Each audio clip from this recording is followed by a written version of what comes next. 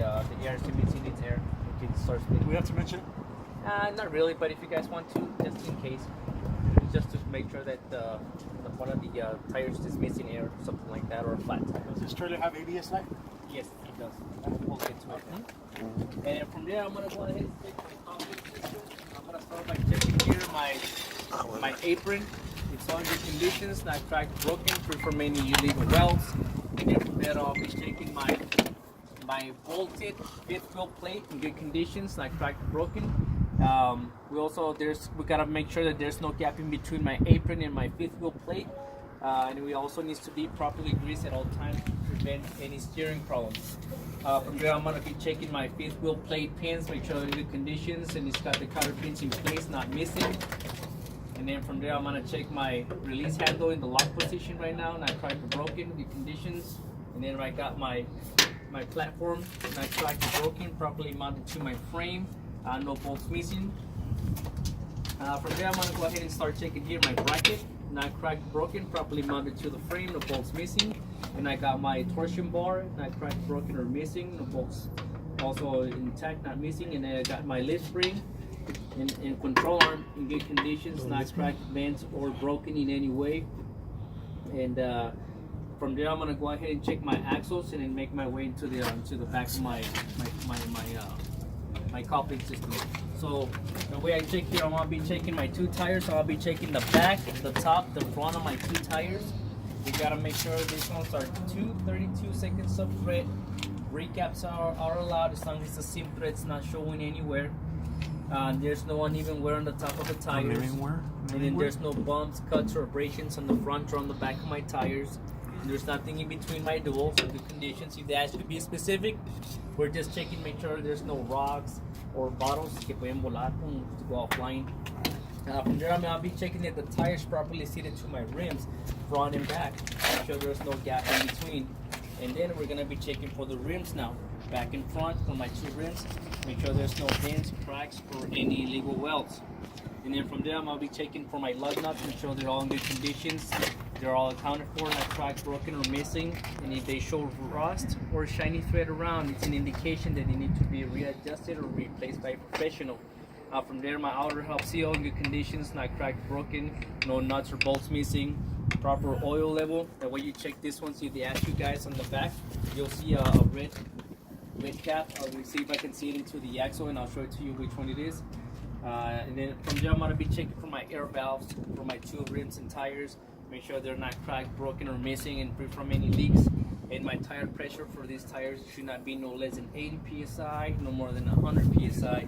If they ask you to be more specific, you tell them if it's less than 80 psi, it starts doing internal damage. If it's more than 100 psi, it can be a blowout.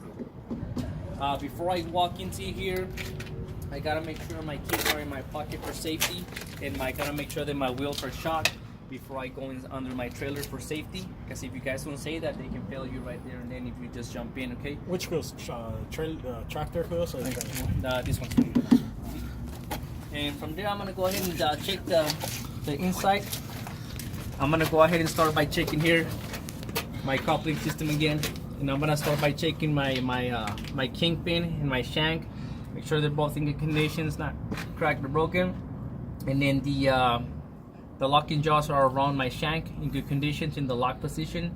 And the purpose of those two is to haul my trailer. And we also gotta make sure they're properly greased at all times and properly secured. And then my fifth wheel plate has one function: it tilts. This one doesn't slide because it's a bolted fifth wheel plate. From there, I'm gonna be checking here my tie rod in good conditions, not cracked in or broken, properly mounted to my axle and to my frame, no bolts missing. And I do have a lot of relay valves inside, as you can see them in my air lines. So we gotta make sure there's no signs of any leaks, properly mounted to the frame. And try to look for that cap if I can see it.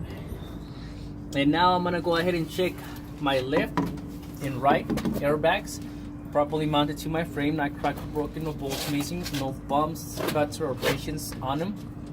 And also my airlines are no signs of any leaks.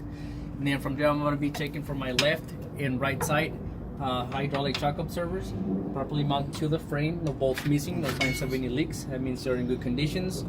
And then from there, I got my I'm gonna check my cross member here, make sure it's in conditions, not cracked or broken, no bolts missing.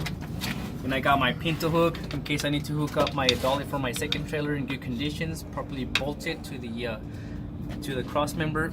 And I do have my reflectors, proper color red, left and right, not cracked in or broken. If they ask you guys to be more specific on these ones, they're there for the nighttime. Let's say you're driving and you don't see that your back lights happen to fail. If there's a car behind you, just as you're putting the lights, they reflect and they can know there's a vehicle in front of them. The reflectors are one function? One function, they just reflect. And then from there, I'm gonna go ahead and be checking over here for my reverse lights, left and right, proper color clear, not cracked broken. They only have one function, and that's just to reverse. And I got my left and right side back lights in good conditions, proper color red. These ones have 4 functions, which is running, turning, 4-way flashers, and stopping. And we also gotta make sure all the wires are in good conditions, make sure they're not frayed or spliced in any way. And then from there, I'm gonna be jumping over here to my mud flaps, left and right, not cracked or broken or missing, no bolts missing. And also, they should not be no less than more than 8 inches from the ground up. And from there, I'm gonna go ahead and check over here for my U-bolts, left and right, properly mounted to the control arm and the lift spring. Make sure there's not cracked or broken or bolts missing. And I do have my air brake chambers, left and right, not cracked, broken, no signs of any leaks in my slack adjusters and my push rod. That's the slack adjuster and push rods. Good conditions, no pins missing. The way I check those is I shock the wheels, kissing my pocket for safety, release the valves, put my safety gear, which is my glove, and I pull on the slack adjuster. If it has more than 1 inch of free play, it needs to be adjusted or replaced by a professional unless you're certified. Even we mentioned that in the front, we have to mention in the back yes, again? you have to mention it again, which is very, very repetitive, and that's what gets you a lot of people, because you repeat yourself over and over and over. Entonces you don't release the valves, right, sir? Yeah, you release them, you push them in, yeah. Because you know, you will not pull those suckers, they're really hard. And the minute you release the air valves, you can push them, you can pull them, boom.